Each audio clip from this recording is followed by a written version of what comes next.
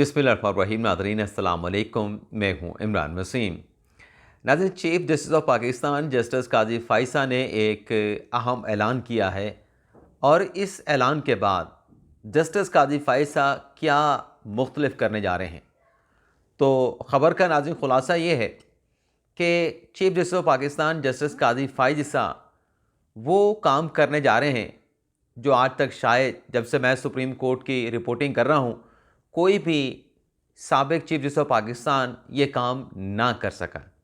तो ये क्या मामला है, काजी फ़ाइसा साहब ने क्या अहम फ़ैसला किया है और उस फ़ैसले के रिपरकशन क्या होंगे, ये सारी डिटेल इस वीडियो लॉग में आप नाज़रीन के साथ हम शेयर करने जा रहे हैं। इससे नाज़रीन, प्रीवियस वीलॉग में जो हमने बात की फैज़ाबाद धरने केस के हवाले से, उसमें हमारे एक देखने वाले ने सवाल पूछा कि जो इस्लामाबाद हाई कोर्ट के साबिक जज हैं शौकत सिद्दीकी साहब, उनसे मुतल्लिक सवाल था कि उनके केस का सुप्रीम कोर्ट में क्या बना।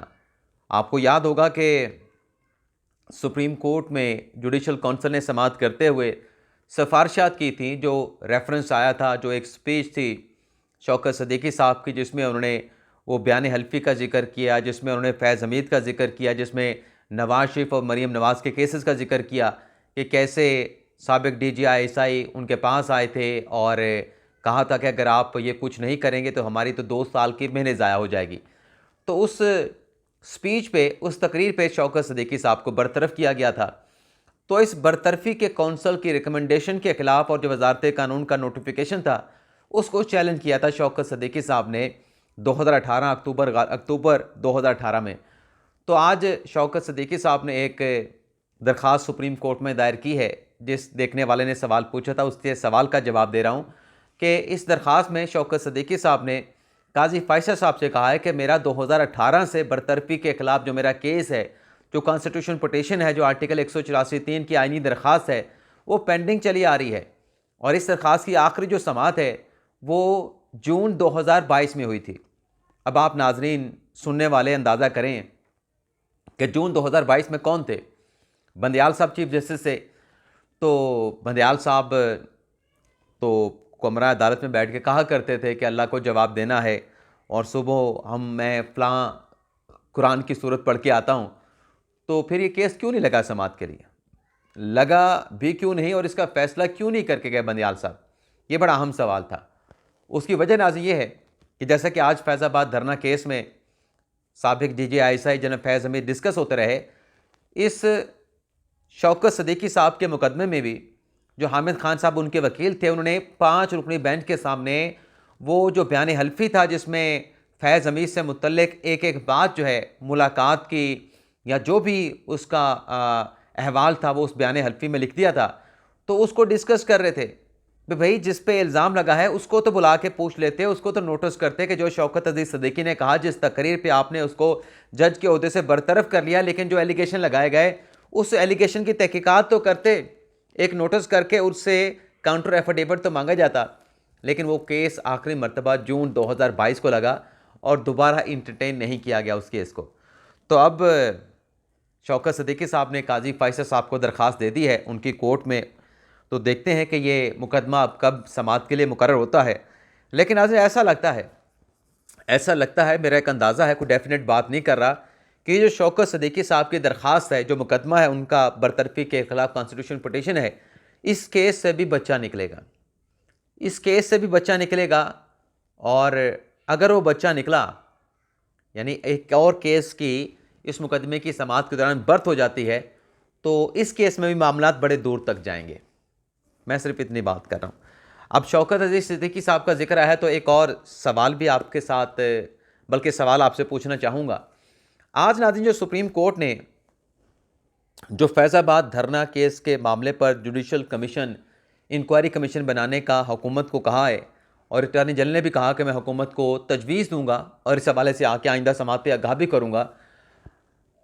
अगर ये जुडिशल कमीशन बन जाता है, जो लग रहा है, इम्कान है कि बन जाएगा, तो सवाल यह है कि जो अत्तर मिनल्ला साहब ने कहा कि फैज़ाबाद धरना केस के सारे मामले की तहकीकात के लिए कि किसी ने हल्फ की खिलाफ वर्जी की, किसी ने नहीं की, और ये नज़रसानी की दरख्वास्तें एक साथ कैसे दायर हुई, इस पे कमीशन तहकीकात करेगा। और अत्तर मिनेला साहब ने कहा कि इस कमीशन का जो हेड है, किसी अच्छी साख के हामिल शख्स को इस कमीशन का हेड बनाया जाए। तो कौन हो सकता है अच्छी साख का हामिल शख्स जो किसी का दबाव ना ले और आज़ादाना इस कमीशन का सरबराह बन के अपनी आज़ादाना तौर पे रिपोर्ट दे, साफ शफाफ रिपोर्ट दे, तोल के रिपोर्ट दे, जो जिसका हक है मिलना चाहिए, जो जिसने गलत किया है उसका नाम आना चाहिए। तो कौन हो सकता है? तो मेरे ज़हन में नाज़रीन एक नाम था जसरत मकबूल बाकर साहब का, वो तो अब सिंध में निगरान वज़ीर आला हैं।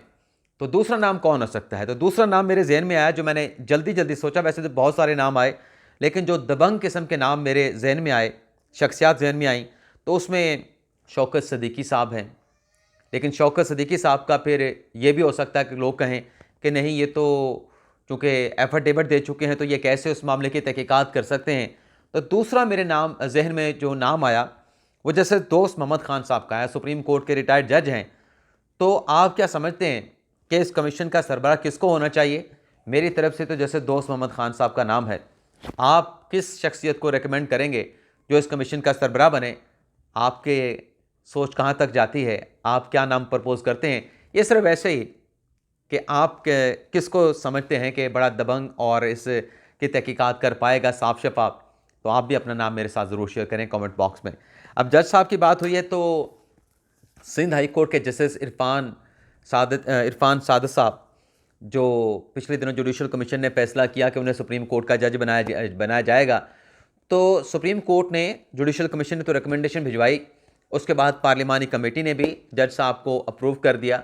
और फिर आज सदर पाकिस्तान ने भी जस्टिस इरफान सादत साहब की मंजूरी दी। और उसके बाद बाकायदा तौर पे, बाज़ाब्ता तौर पे इरफान सादत साहब का जो सुप्रीम कोर्ट में जज की तैनाती का जो नोटिफिकेशन है वो भी वजारत कानून की जानिब से जारी कर दिया गया है।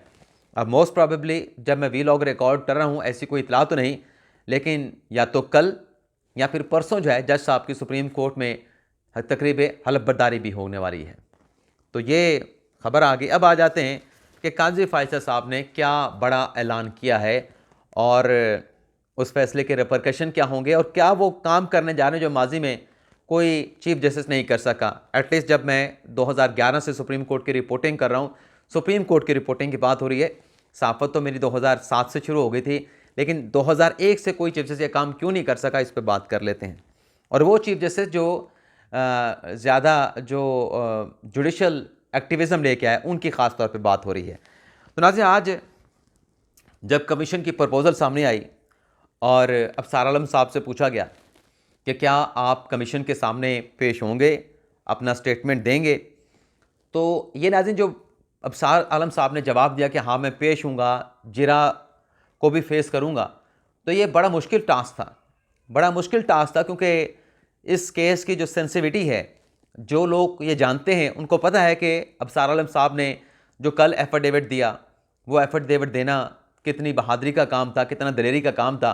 और फिर सुप्रीम कोर्ट के सामने ये यकीन दहानी भी करा देना, अश्योरेंस भी करा देना कि मैं कमीशन में भी पेश हूँगा, तो ये एक बहुत बड़ी बात है, बहुत बड़ा स्टेप है, बहुत बड़ा फैसला जो अफसार आलम साहब ने लिया।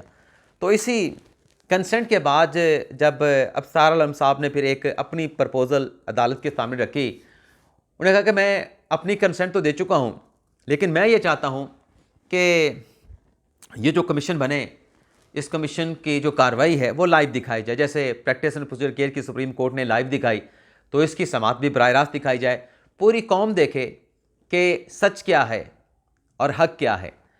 तो काजी फायसा साहब ने कहा कि ये हम इस पर कुछ नहीं कर सकते, आप अटॉर्नी जनरल साहब को अपनी प्रपोज़ल दे दें, वो अगर मुनासिब समझेंगे इसको शामिल कर लेंगे, नहीं मुनासिब समझेंगे तो शामिल नहीं करेंगे।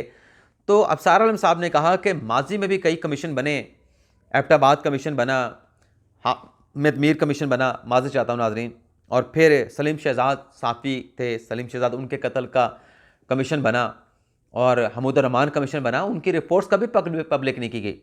तो ये बात बिल्कुल ठीक थी अफसार साहब की, लेकिन गालिबन जो 2017 का इंक्वायरी कमीशन एक्ट है, उसके बाद गालिबन अब कोई भी हुकूमत अगर तहकीकात कराती है 2017 के इंक्वायरी कमीशन के नीचे, तो उसको पब्लिक करने की वफाकी हुकूमत पाबंद है। और अगर पब्लिक नहीं करेगी तो फिर अदलिया उस रिपोर्ट को पब्लिक करने का कहते हैं कि ये तो फैक्चुअल पोजीशन है।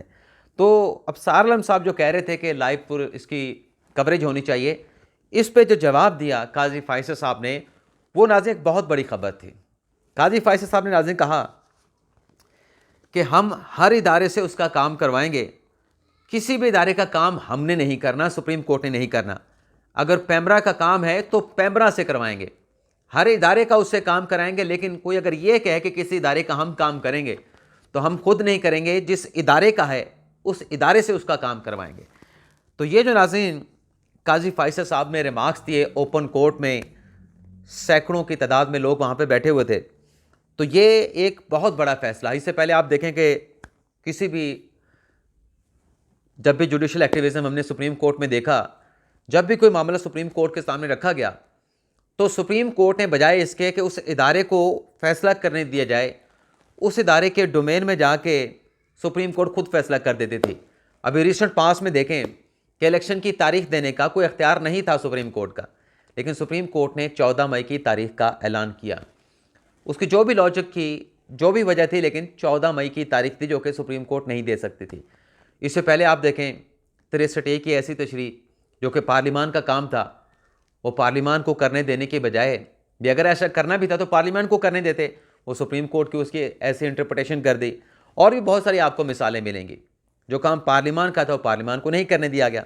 तो काजी फ़ैसल साहब का ये कहना कि इदारों से काम कराएंगे, तो मेरे ख्याल से वो बड़ी बड़ी शख्सियात जो मुख्तलिफ इदारों में बैठी हैं, ख़ास तौर पे कल जो सुप्रीम कोर्ट में इंतखाबात के केस की समाअत होने जा रही है, उस समाअत से एक रोज़ पहले अब आप देखें ना कि तहरीक इंसाफ की एक दरख्वास्त आई।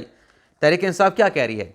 तहरीक इंसाफ ये कह रही है कि सुप्रीम कोर्ट कौमी और सूबाई असम्बलियों में इलेक्शन की तारीख दे दे। यानी काजी फ़ैसल साहब को दरख्वास्त दी गई कि आप कौमी और सूबाई असम्बलियों के इलेक्शन की तारीख को फिक्स करें, तारीख दें और इलेक्शन कमीशन को उस तारीख के मुताबिक इलेक्शन शेड्यूल जारी करने की डायरेक्शन दें। तो ये क्या सुप्रीम कोर्ट कल करेगी? तो काजी फ़ैसल साहब के रिमार्क्स के, आज के इस रिमार्क्स से ये वाज़ेह है कि इलेक्शन कराने की जो तारीख है सदर साहब ने तो नहीं दी, अब इलेक्शन करवाना है, इलेक्शन की तारीख देनी है, इलेक्शन का शेड्यूल देना है। ये गालिबन सुप्रीम कोर्ट इस मामले में मुदाखलत नहीं करेगी। अगर सदर साहब का सुप्रीम कोर्ट ने समझा कि सदर साहब अभी भी तारीख दे सकते हैं, तो क्या सुप्रीम कोर्ट सदर साहब से कहेगी? सदर साहब ने तो अपना ऑप्शन अवेल नहीं किया और 9 अगस्त को असम्बली तहलील हुई। 9 अगस्त के बाद अगस्त पूरा गुजर गया, अगस्त के बाद आधा सितंबर गुजर गया, यानी 45 तकरीबन 40-45 दिन गुजर गए। उसके बाद 13 सितंबर को सदर साहब ने लेटर लिखा कि 6 नवंबर तक इलेक्शन होने चाहिए, लेकिन इलेक्शन कमीशन तारीख के मामले पे सुप्रीम कोर्ट से रिजू करे। तो अगर सुप्रीम कोर्ट ने अब फैसला करना है तो, या किसी और ने फैसला करना है और सुप्रीम कोर्ट के पास अख्तियार नहीं है, तो कल की अदालती कार्रवाई से वाज़ेह है कि जो भी कुछ करना है, जो कुछ भी कहना है इलेक्शन कमीशन को कहना है, सुप्रीम कोर्ट ने खुद से इलेक्शन की कोई तारीख नहीं देनी। तो ये वाज़ेह हो चुका है। तो कल की PTI की दरख्वास्त की फेट क्या है, ये नाज़रीन आज के काजी फ़ैसल साहब के रिमार्क्स से जो है वाज़ेह हो चुका है। और कल काजी फ़ैसल साहब, अमीनुद्दीन खान साहब और जस्टिस अतहर मिनल्ला साहब जो हैं इस केस की समाअत करेंगे। इसके अलावा नाज़रीन इमरान खान साहब से जुड़ी एक और बड़ी अहम खबर है। इमरान खान साहब के बहनोई अहद मजीद साहब, जिन पे और उनकी अहलिया जो इमरान खान साहब की हमशीरा हैं उज़्मा खान साहबा, उज़्मा खान साहबा, उन पे अराजी ज़रिए राजी का स्कैंडल बना। आज DG खान अदालत में, DG खान की एंटी करप्शन अदालत में पेश हुए अहद मजीद साहब।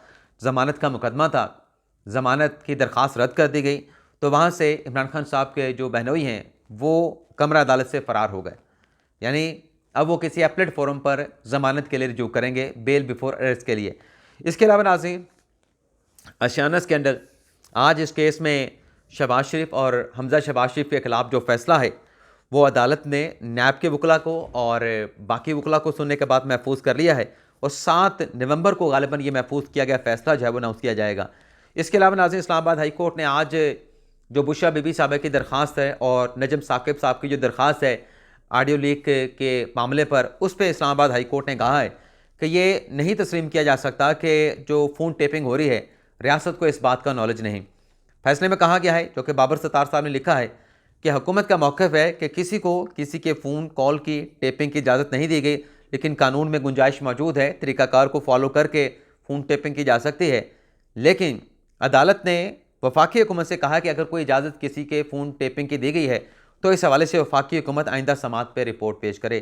तो ये बड़ा अहम फैसला तहरीरी तौर पर इस्लामाबाद हाई कोर्ट ने जारी किया है। इसके अलावा नाज़रीन इमरान खान साहब के हवाले से रात की एक ख़बर सामने आई। सुबह हमने ट्वीट भी किया कि खान साहब के मैदे में तकलीफ़ थी, रात उनका चेकअप किया गया और जो ज़रूरी अद्वियात थी, जो मेडिसिन थी, खान साहब को दी गई।